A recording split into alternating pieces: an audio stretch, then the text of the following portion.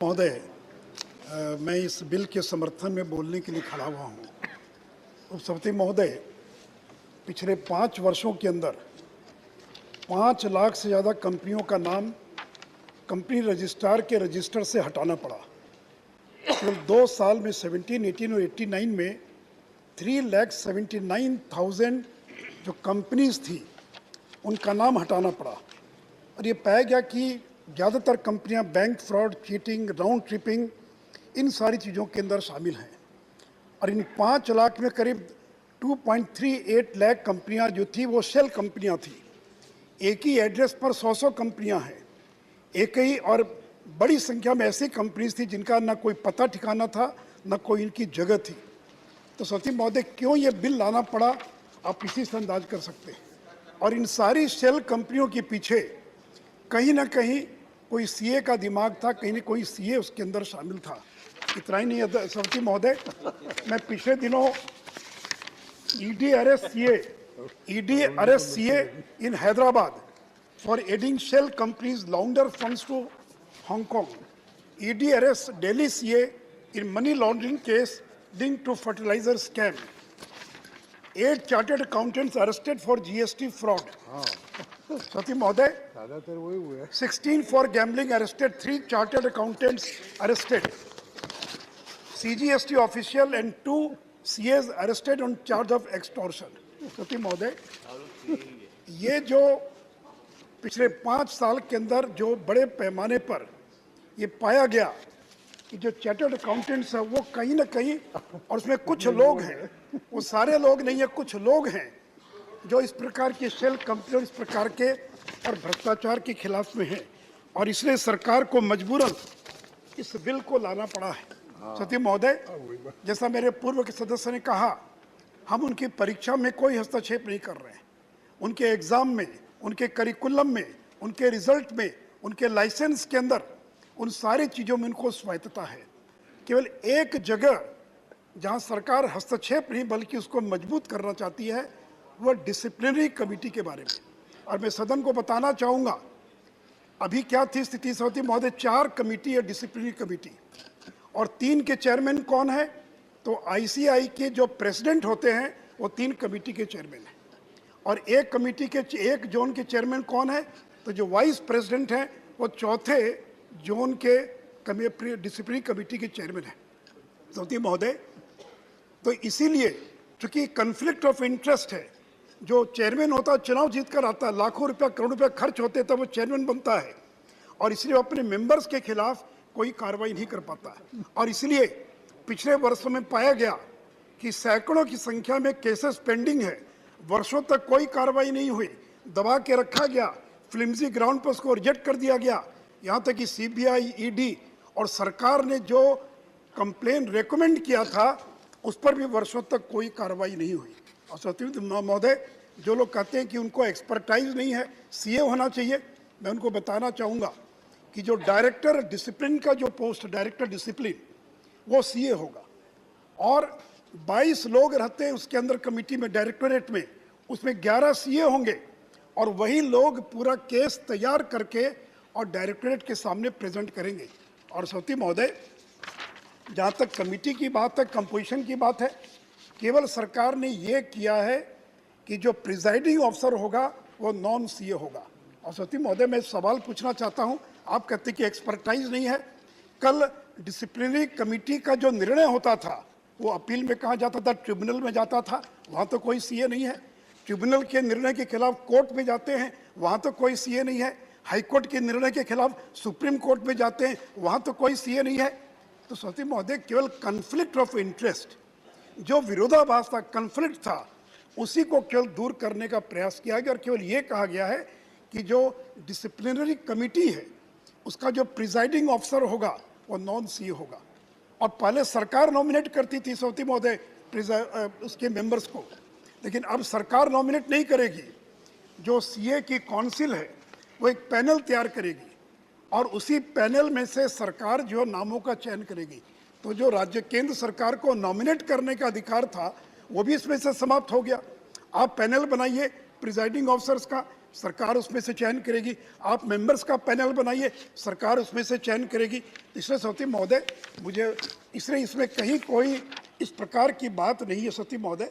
और फिर ले मेंबर्स का experience in the field of law, economics, business, finance, accountancy, तो कोई क्या वित्त मंत्री बनने के लिए और हार्वर्ड से पास होना जरूरी है क्या?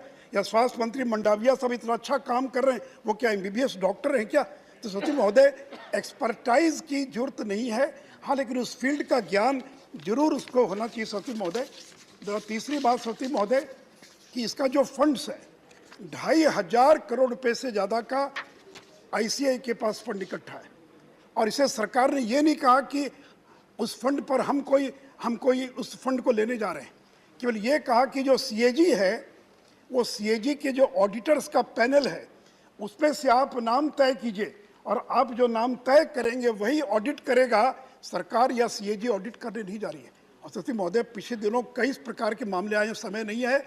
एक समय में IDBI का Tier 2 का जो बॉन्ड था उसमें करीब 800 करोड़ रुपया इन्वेस्ट कर दिया गया, जो उसके रेगुलेशन के खिलाफ में था। बैंकों में पैसा जमा करने की होड़ मची रहती है, और लोगों को मालूम है कि अगर किसी बैंक में पैसा जमा करेंगे तो उसके बदले में क्या मिलता है सती महोदय। तो सती महोदय केवल जो डिसिप्लिनरी कमेटी है उसको स्ट्रेंथन करने का काम किया गया है। और सती महोदय मैं एक बात और बताना चाहूँगा, दुनिया के अधिकांश देशों में, चाहे USA हो, UK हो, ऑस्ट्रेलिया हो, कनाडा हो, साउथ अफ्रीका हो, दुनिया के सभी देशों के अंदर जो अकाउंटिंग जो संस्थाएं हैं उनके जो डिसिप्लिनरी कमेटी है उसके अंदर नॉन CA जो हैं वही उसके मेंबर्स होते हैं, ताकि कन्फ्लिक्ट ऑफ इंटरेस्ट ना रहे। Separation of elected bodies members from investigation and disciplinary process. America में तो सती महोदय 56 बोर्ड्स हैं, या तो भारत में एक केवल ICI है जो CA की डिग्री प्रदान करता है। अमेरिका में 56 बोर्ड्स हैं, और उस बोर्ड्स के जो भी अपॉइंटमेंट होता है वो सरकार करती है।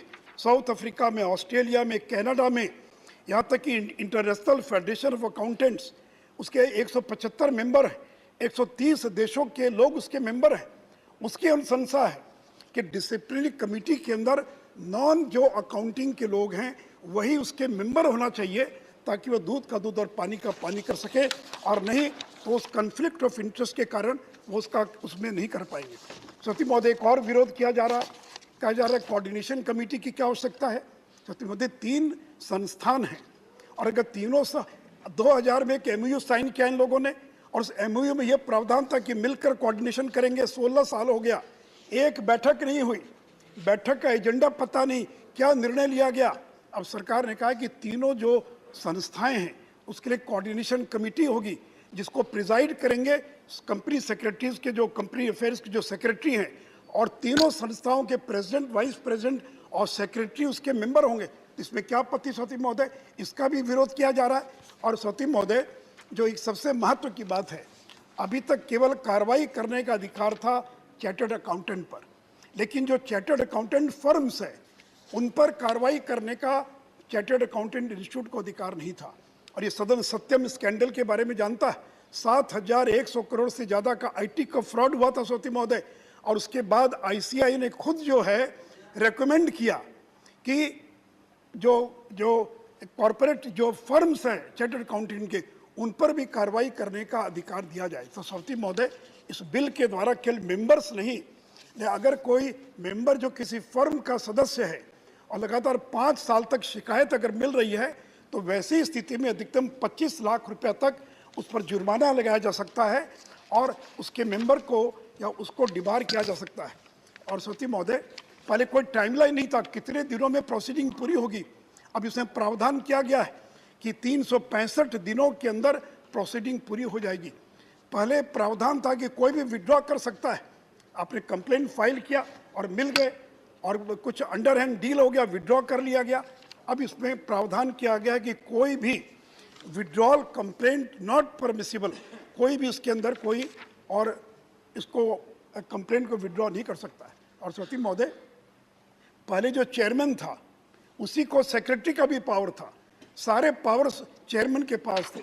अब नया प्रावधान किया गया है कि जो प्रेसिडेंट होगा या चेयरमैन होगा और जो सेक्रेटरी होगा, दोनों के पावर के अंदर और विभाजन किया गया, दोनों के पावर को अलग अलग किया गया है। और सौती महोदय, इतना ही नहीं तो साथ ही साथ मैं सदन को ये भी बताना चाहूँगा, जो NFRA बना है, नेशनल फाइनेंशियल रिपोर्टिंग अथॉरिटी, तो अब उसमें यह प्रावधान किया गया कि जो लिस्टेड कंपनीज हैं, जो अनलिस्टेड कंपनीज है 500 करोड़ रुपए से ज़्यादा जिनका टर्नओवर है, जो बैंक्स हैं, जो इंश्योरेंस हैं, उनके अकाउंटिंग स्टैंडर्ड जो है वो NFRA और निर्धारित करेगी। इसलिए सभापति महोदय, उपसभापति महोदय, मैं सदन के माध्यम से अपने चार्टर्ड अकाउंटेंट्स को भी आश्वस्त करना चाहूँगा, बड़ी स्ट्रांग लॉबी है, एक एक मेंबर के पास जाते हैं, लोगों को समझाने का प्रयास करते हैं, लेकिन मैं आदरणीय प्रधानमंत्री जी को धन्यवाद देना चाहूँगा जिन्होंने भ्रष्टाचार के खिलाफ जो संघर्ष, जो ऐलान किया है, उसको परिणति तक पहुँचाने के लिए आवश्यक था कि जो चार्टर्ड अकाउंटेंट्स की जो बॉडी है, इसके जो डिसिप्लिनरी, इसमें जो डिसिप्लिनरी कमिटी है उसको और स्ट्रेंथन किया जाए। और ऐसा नहीं सोती महोदय कि सारे के सारे लोग गड़बड़ है। अभी मैं गया था अबू धाबी, एक संसदीय प्रतिनिधि मंडल के अंदर, अबू धाबी में 800 से ज़्यादा चार्टर्ड अकाउंटेंट केवल अबू धाबी में, केवल दुबई के अंदर 1500 से ज़्यादा चार्टर्ड अकाउंटेंट है। हमारे चार्टर्ड अकाउंटेंट ने पूरी दुनिया में भारत का नाम रोशन किया है। और जब कोई कहता है कि मैं CA हूँ, तो हमारी उसकी प्रतिष्ठा समाज के अंदर तुरंत बढ़ जाती है। IAS है या IPS है, ये चार्टर्ड अकाउंटेंट। तो अधिकांश चार्टर्ड अकाउंटेंट ईमानदारी से काम करते हैं। और जैसा PM ने कहा, ICI के सम्मेलन में भाषण देते हुए कहा कि क्लाइंट के लिए काम मत करो, देश के लिए काम करो। क्लाइंट के लिए काम करना अलग बात है और देश के लिए काम करना अलग बात है। इसलिए सभापति महोदय, मैं निर्मला सीतारमण जी को और आदरणीय प्रधानमंत्री जी को धन्यवाद देना चाहूँगा कि जिनकी प्रेरणा से ये बिल इस सदन के अंदर आया है। और मैं ये विश्वास दिलाता हूँ कि कोई हस्तक्षेप नहीं होगा, कोई इनकी ऑटोनॉमी को प्रभावित नहीं किया जाएगा। केवल जो गलत लोग हैं, जो मिसकंडक्ट करने वाले जो लोग हैं, उन्हीं पर कार्रवाई करने के लिए इसके अंदर कड़े प्रावधान किए गए। धन्यवाद।